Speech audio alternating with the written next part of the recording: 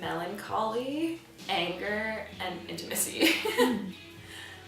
But I could go on. Yeah, like there's always like in poetry there is like this conversation that's been had since like the beginning of time as to like who like the you is that people talk to, especially in poetry. There's lots of like you this, you that, and like I don't know, I feel like the you is almost like a global or like this like cosmic consciousness or something, like beyond like who it's about, but this like other, you know. And I think that I definitely do like think of like the other in my work. Oh yeah, I guess it's like for me and then the other, whatever that may be.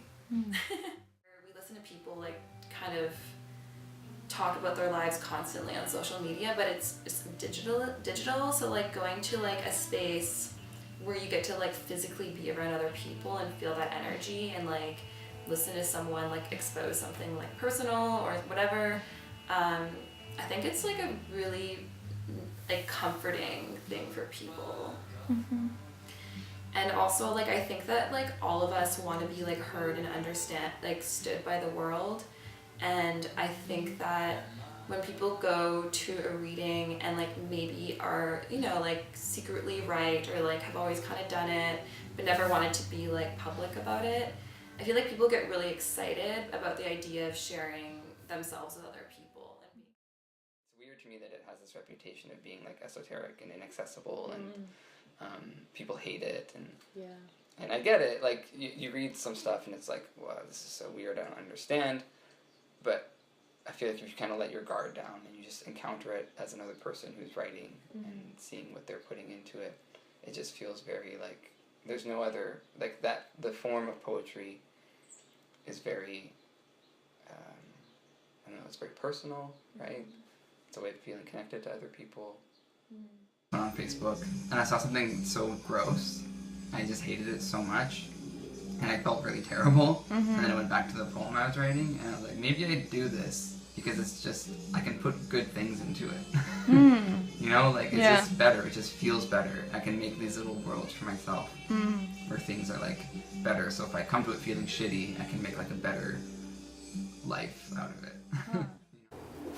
What prompts me to write, like, a piece at all is, like, when there's something,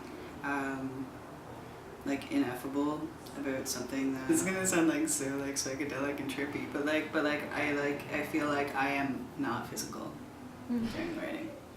Yeah. Is that a good feeling? Yeah. Yeah, I'd say yes. How do you know when a poem's finished? Yeah. It stops moving.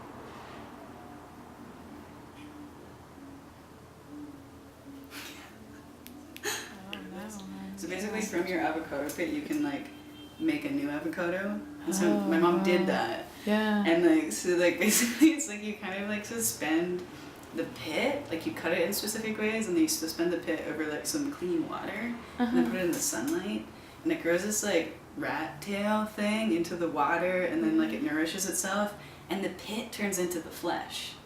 Oh. The pit is what turns into like that like green flesh. The ones in my mom's window were like not like, you know, like the red green, like they were like, it was like a little murky, but the pit turns into the flesh and then what used to be the outside of the pit is what becomes the hard carapace or the skin.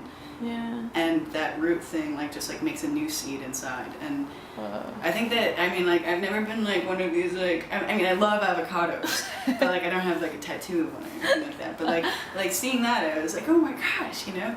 So I feel like that's like a really good analog for the way that I theorize or conceptualize what poetry is or like how poetry works for me. Yeah. Yeah, it's like a germinating quality that works a bit like an avocado.